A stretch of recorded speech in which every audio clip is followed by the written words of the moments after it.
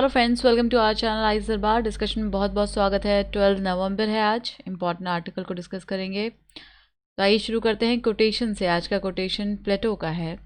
There are 3 classes of man, lovers of wisdom, lovers of honour and lovers of gain. कई जगह पर हम ऐसे कोटेशंस को यूज़ कर सकते हैं। मैंने आपको कई बार बताया है, पेपर 4 में हमें ज़रूरत पड़ती है एटीट्यूड वगैरह में। कई सारे कॉन्सेप्ट हैं, करप्शन वगैरह है, वहाँ पे हम यूज़ कर सकते हैं। दूसरा, आप इसको ऐसे राइटिंग में यूज़ कर सकते हैं। ऐसे राइटिंग में अलग अलग तरीके से ऐसे आते हैं, तो हम वहाँ पर इसको यूज़ कर सकते हैं। अब ये इसका एग्जैक्ट यूज़ हमें तभी क्लियर होगा जब आप एग्जैक्टली आंसर राइटिंग करेंगे या आप ऐसे राइटिंग करेंगे। तो आज आपको हमने यहाँ पर क्वेश्चन भी दिया है आर्टिकल से पहले, जो दूसरा वाला आर्टिकल है वहाँ पे उस क्वेश्चन को आप लोग ट्राई करेंगे। और जो आईएएस दरबार आंसर रिव्यू ग्रुप है टेलीग्राम पर, वहाँ पर अपलोड कर सकते हैं। जैसा कि कुछ 1-2 बच्चे अभी अपलोड करते हैं अपना आंसर, तो आप लोग भी ऐसा कर सकते हैं।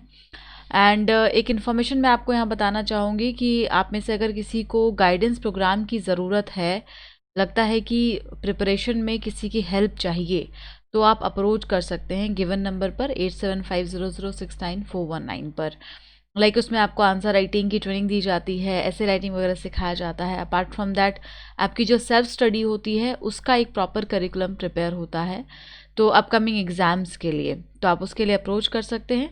अदर देन दैट, अगर किसी को foundation course full course online चाहिए, जो कि आपको अभी काफ़ी डिस्काउंटेड फीस पर मिल रही है, तो भी आप अप्रोच कर सकते हैं। तो आइए स्टार्ट करते हैं। आज हम लोग पहला आर्टिकल देखने वाले हैं, the plain truth. The plain truth लिखा है बिबेक डेब्रॉय साहब ने, और जब आप इसको पढ़ेंगे तो थोड़ा सा कॉम्प्लिकेटेड लगता है ये, बट एक्चुअली में बहुत इजी आर्टिकल है। देखते हैं इसमें इन्होंने क्या कहा है। तो जो कॉन्टेक्स्ट है वो कुछ इस तरीके से है कि सुभाष विजयरान एक लॉयर हैं, इन्होंने एक पीआईएल दाखिल किया सुप्रीम कोर्ट में, और Subhash Vijayran versus Union of India ये पीआईएल हुआ। और इसमें क्या कहा इन्होंने, एक्चुअली ये प्रॉब्लम आप लोगों ने भी फेस किया होगा, या इवन हम जब कभी कभी आर्टिकल को पढ़ते हैं तभी हम ऐसे प्रॉब्लम्स को फेस करते हैं। इंग्लिश की प्रॉब्लम, तो इंग्लिश की प्रॉब्लम, जैसे नॉर्मली लोगों को लगता है कि मुझे इंग्लिश ठीक से आती नहीं, इस वजह से हम इंग्लिश को नहीं पढ़ पा रहे हैं, बट ऐसा नहीं होता है। कई बार बहुत कॉम्प्लिकेटेड इंग्लिश लिख दी जाती है जिसकी वजह से हम उसको समझ नहीं पाते, और ऐसा कई आर्टिकल में भी होता है। बट खास करके जो आपका जुडिशरी वाला सेक्शन है, वहाँ पे जो जजमेंट्स आते हैं वो बहुत ही कॉम्प्लिकेटेड इंग्लिश में होते हैं, कई बार उसकी जो ड्राफ्टिंग होती है। तो इस केस में इन्होंने पीआईएल में यही कहा कि जो ड्राफ्टिंग होती है लॉ की, उसमें आप प्लेन इंग्लिश का इस्तेमाल कीजिए, क्योंकि उसको पढ़ना ईजी होता है, ईजी टू अंडरस्टैंड होता है। कई बार ऐसा भी होता है कि जो वर्ड्स होते हैं वो बहुत अनक्लियर होते हैं और बहुत डल होता है, बहुत ही टॉर्चरिंग होता है जजमेंट्स को पढ़ना। जो अलग अलग जो जुडिशरी में जजमेंट्स दिए जाते हैं, चाहे वो हाई कोर्ट हो, सुप्रीम कोर्ट हो, लोअर कोर्ट हो, इसमें जो जजमेंट्स आते हैं उनका जो लैंग्वेज है बहुत ही टफ होता है कई बार, और उसको यहाँ पे इन्होंने ईजी करने की बात कही है। ओके, तो ये है पूरा मसला, ये है पूरी बात। And reacting the plea, the Supreme Court has asked the Ministry of Law and Justice and the Bar Council to respond. तो यहाँ पे bar council of ministry of law justice, इन दोनों को रिस्पॉन्ड करने को कहा। अब ये दोनों ही जो हैं वो ये पीआईएल जो डाला गया है, everyone will empathise with the Vijayran, इनसे एम्पैथाइज है बिकॉज प्रॉब्लम सभी को आ रही है। ये कोई एक पर्टिकुलर प्रॉब्लम तो है नहीं कि किसी एक ही व्यक्ति को आएगी, ये प्रॉब्लम हर किसी को आ रही है। और यहाँ पे लैंग्वेज वाला इशू नहीं है, यहाँ पे ये नहीं कहा जा रहा है हिंदी इंग्लिश की लड़ाई नहीं है, बल्कि यहाँ पे कॉम्प्लेक्स और सिंप्लिसिटी की लड़ाई है देखा जाए तो। But he avoided mentioning the judiciary, दो लॉयर डू टर्न जजेस समटाइम्स। अब यहाँ पे देखिए, ये पूरा का पूरा जो इन्होंने एक एग्जाम्पल दिया है, जब आप इसको पढ़ेंगे तो बहुत सच में बहुत टॉर्चरिंग सा लगता है, कुछ समझ में नहीं आ रहा होता है कि एक्चुअली में क्या लिखा गया है। ठीक है, एक केस है, ये 2016 में हिमाचल प्रदेश हाई कोर्ट के द्वारा रूल दिया गया था, यानी जजमेंट सुनाया गया था। उस पूरे केस का यहाँ पर उन्होंने क्या कहा था ये लिखा हुआ है। जो लोग ऑब्वियसली जुडिशरी से बिलोंग करते हैं, जो लोग लॉ की प्रिपरेशन करें या पढ़ रहे हैं, उनको नो डाउट बहुत अच्छे से क्लियर होगा, बट जो नॉर्मल लोग हैं उनको बहुत आसानी से ये क्लियर नहीं होने वाला है। तो उन्होंने एग्जाम्पल दिया है कि ये जो पूरा पैराग्राफ का जजमेंट उन्होंने दिया था वो कितना टफ टू अंडरस्टैंड था। इन्होंने अपना एक्सपीरियंस को शेयर किया है। इसके बाद इन्होंने एक और एग्जाम्पल दिया। जब आप न्यूज़पेपर पढ़ेंगे तो वहाँ पे आपको एक और एग्जाम्पल मिलेगा, तो उसको मैंने इंक्लूड नहीं किया क्योंकि इतना इंपॉर्टेंट नहीं है। हाँ, एक दो एग्जाम्पल पता होना चाहिए कि कौन कौन से केस में बहुत कॉम्प्लिकेशंस दिखे हैं, कौन कौन से हाई कोर्ट का जजमेंट बहुत कॉम्प्लिकेटेड रहा है, इसको लेकर के क्या कानून है, क्या किसी ने, तो ये जो PIL वाला है इसमें आपसे इम्पॉर्टेंट ये पूछा जा सकता है कि Subhash Vijiland versus Union of India case किस चीज़ से संबंधित है, तो ये आ सकता है। तो use of plain English in the law या रूलिंग और जजमेंट इससे संबंधित है, याद रखिएगा।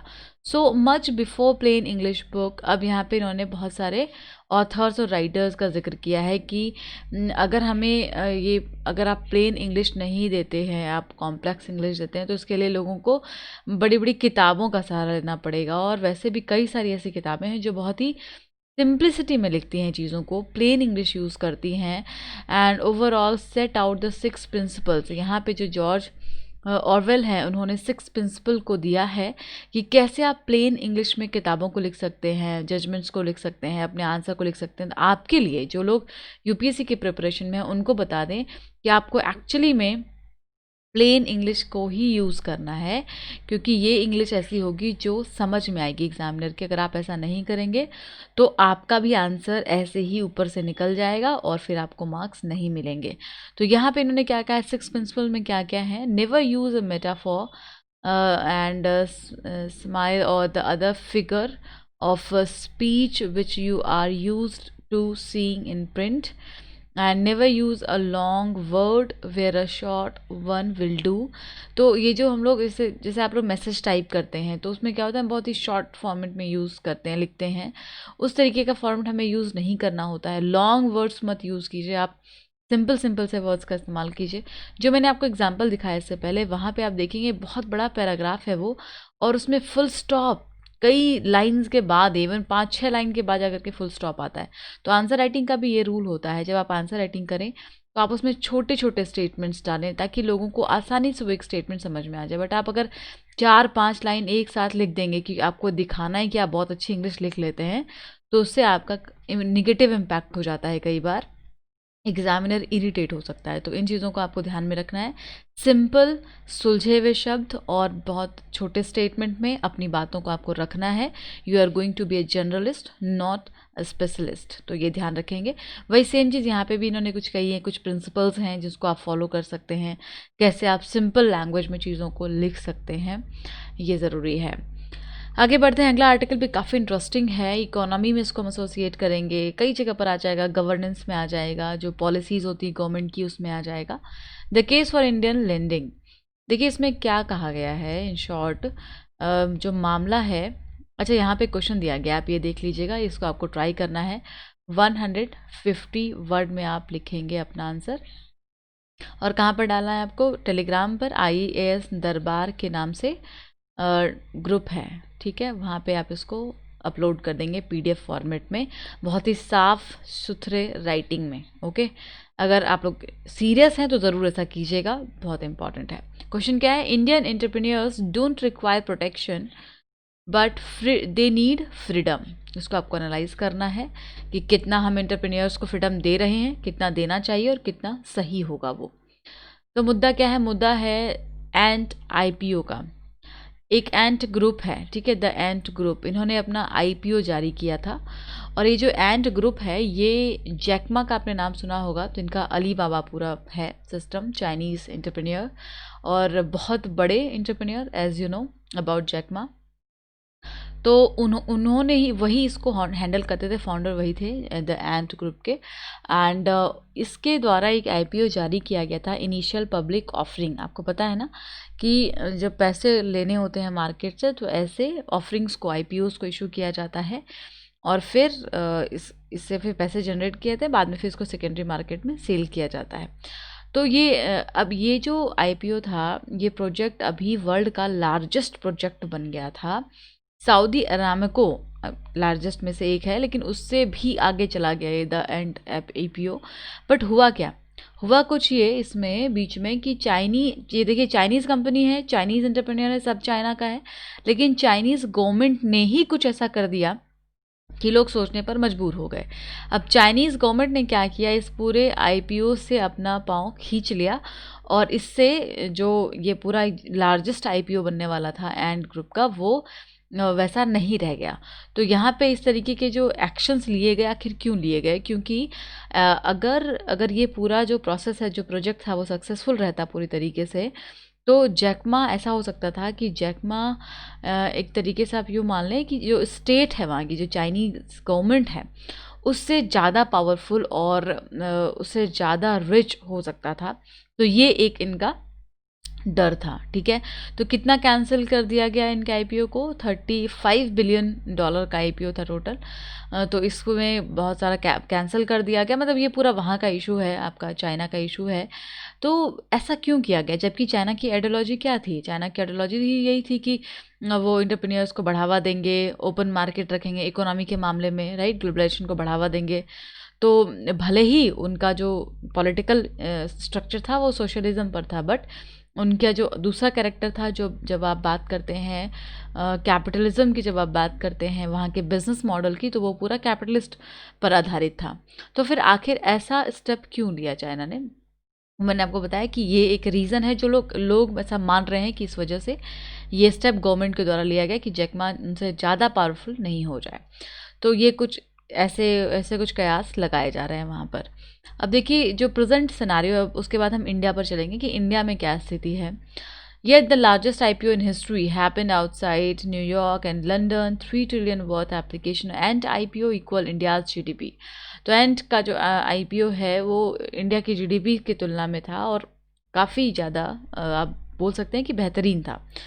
सो इंडिया के टर्म्स में अगर हम बात करते हैं, देखिए अभी क्या हो रहा है, that global economy gravity shift to Asia combines with the Chinese contradictions to create a unique opportunity for financial institutions with an Indian center of gravity।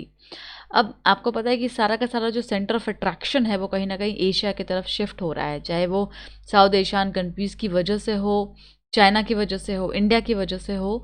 और अब ऐसे में जो ये चाइना का जो कॉन्ट्राडिक्टरी स्टेप्स आ रहे हैं, क्या ये कितना इम्पैक्ट ओवरऑल डालेंगे इन्वेस्टमेंट्स पर, इन सारी चीज़ों पर। सो अब इंडिया की हम बात करते हैं, तो इंडिया के ये कुछ वीकनेसेस की बात कर रहे हैं राइटर, कि यहाँ पर क्या क्या परेशानियाँ हैं। तो यहाँ पे इन्होंने कुछ बताया कि इंडियन कार के बारे में बताया कि कैसे इन्होंने इंडियन कार को रिप्लेस किया अपने जापानीज़ वर्क हाउस से, ये सारी चीज़ें हैं। एम्बेसडर के बारे में हम बहुत सुनते हैं, एम्बेसडर जो यहाँ का काफ़ी फेमस कार हुआ करता था।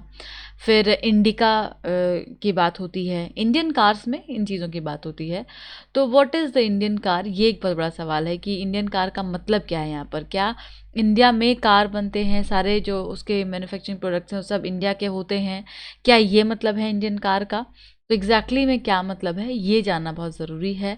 तो यहाँ पे बनाया तो जाता है, असेंबल तो किया जाता है, बट जो इक्विपमेंट्स होते हैं उसको बाहर से भी लिया जाता है। Tata Motors couldn't compound learning over decade because multiple car license applications were rejected in 1960s and their learning has exploded with the Jaguar Land Rover acquisition।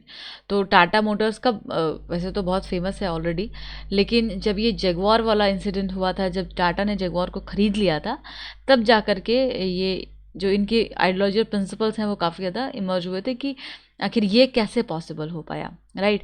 हालांकि फेलियर्स भी कई सारे हुए हैं। टाटा नैनो आपको याद है वो भी एक फेलियर था, उसमें मार्केट की जो बिहेवियर है उसको नहीं ठीक से समझा जा पाया था। The toughest question was what is Indian, Indian का क्या मतलब है। अब जो टाटा नेक्सन है an Indian car despite imported components, जो कंपोनेंट्स होते हैं वो बाहर से मंगाए जाते हैं और इंडिया में कार असेंबल होता है। HDFC का क्या हिसाब किताब है, इंडियन बैंक है, being a majority owned by the foreigners. तो है तो इंडियन बैंक HDFC, लेकिन उसमें जो मेजॉरिटी ऑफ ओनर्स हैं वो कहाँ के, फॉरेनर्स हैं। सुजुकी का क्या हिसाब किताब है, making more than half of its car in India, make it an Indian company Does Lupin with the 30% of its revenue from India still make an Indian company?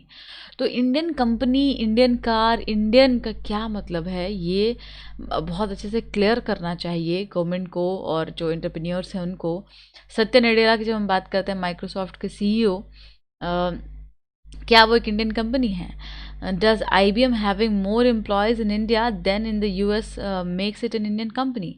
तो क्या ये जो इंटरनेशनल कंपनीज़ हैं, जब वहाँ पे सीईओ इंडियन होते हैं, सत्य नडेला जैसे लोग, और जब IBM जो कि बाहर की कंपनी है, वहाँ पे ज़्यादा एम्प्लॉय इंडिया के होते हैं एज़ कम्पेयर टू US, तो क्या इसको इंडियन कंपनी कहा जा सकता है? क्या मतलब क्या है इंडियन कंपनी होने का? क्या जब आपकी से ल्यूपिन है उसमें 30% जो रेवेन्यू है वो भारत का है, तो क्या वो इंडियन कंपनी हो गई?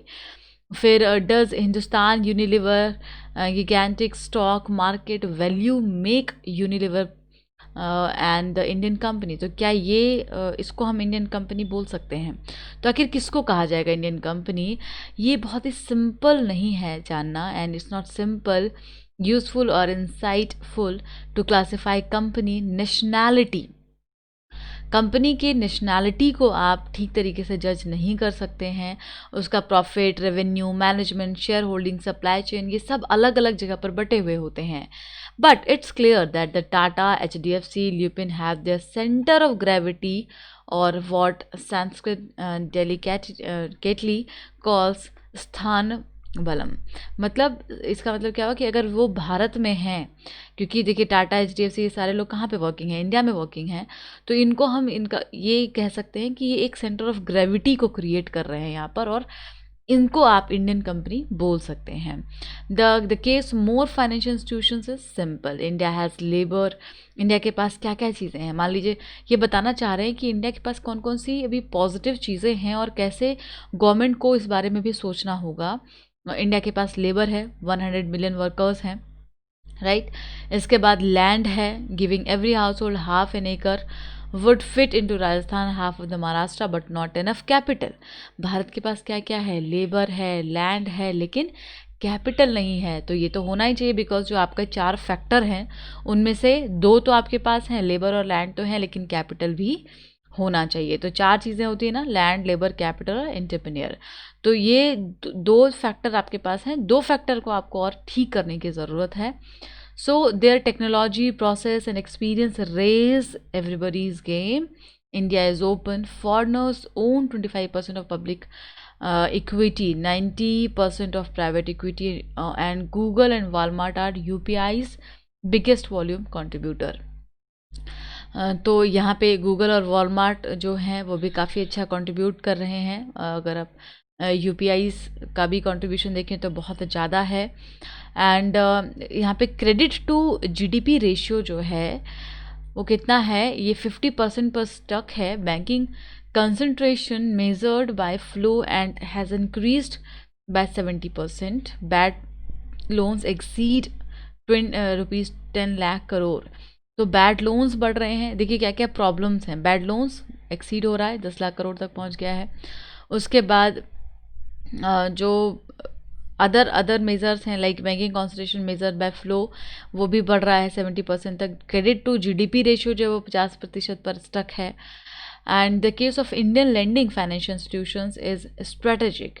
तो लेंडिंग प्रोसेस जो है वो काफ़ी अभी स्ट्रेटेजिक है। अगर ध्यान से देखें तो बैंकिंग सेक्टर जो है बहुत ही फ्रीली अभी लोन वगैरह नहीं प्रोवाइड कर पा रहे हैं, बिकॉज जो NPA का डर है वो बहुत ज़्यादा है।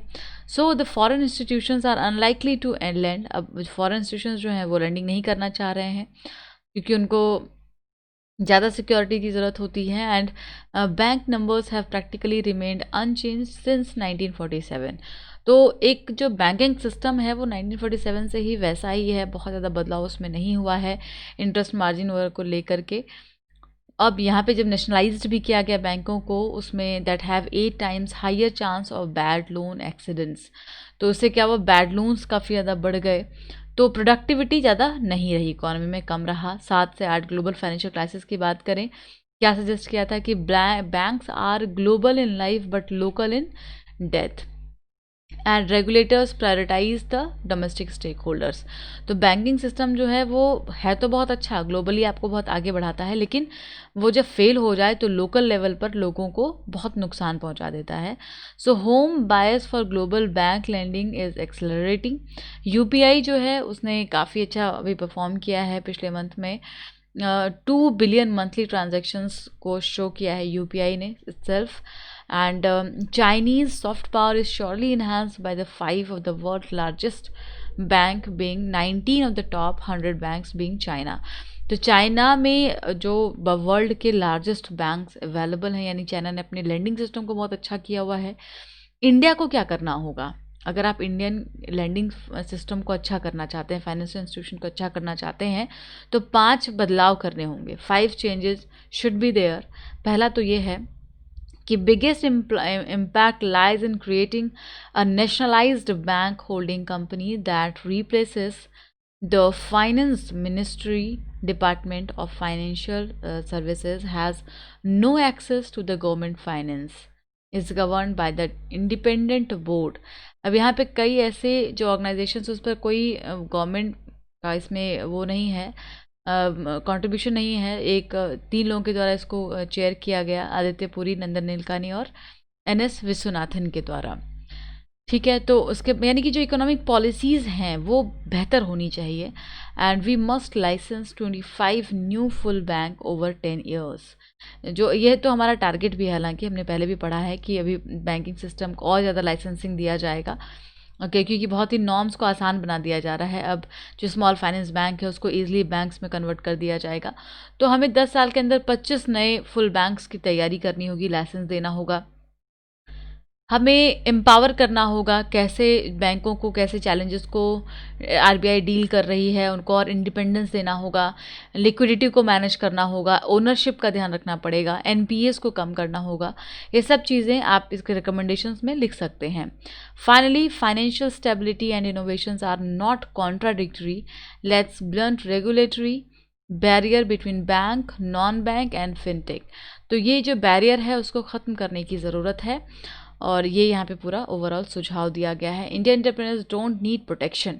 इनको प्रोटेक्शन नहीं बल्कि फ्रीडम की ज़रूरत है। जो बड़ी बड़ी कंपनियाँ हैं, टीसीएस है, इन्फोसिस, विप्रो, इनको फ्रीडम दिया जाए, इनको पावर दिया जाए, कॉम्पिटिटिव बनाया जाए, प्रोटेक्ट करने की ज़रूरत नहीं है। तो जब आप आत्मनिर्भर भारत के बारे में लिखेंगे तो वहाँ पर इन चीज़ों को भी लिख सकते हैं कि वी नीड कॉम्पिटिशन। हमें अपने क्वालिटी को डेवलपमेंट करना होगा, इन्हांस करना होगा, ना कि हमें प्रोटेक्ट करके। और ये जो इम्पोर्ट सब्स्टिट्यूशन या ये सारी चीज़ें हैं जो निगेटिव होते हैं इकोनॉमी के लिए, उसको करना चाहिए। गांधी जी के प्रिंसिपल्स को यहाँ पर फॉलो करने की ज़रूरत है।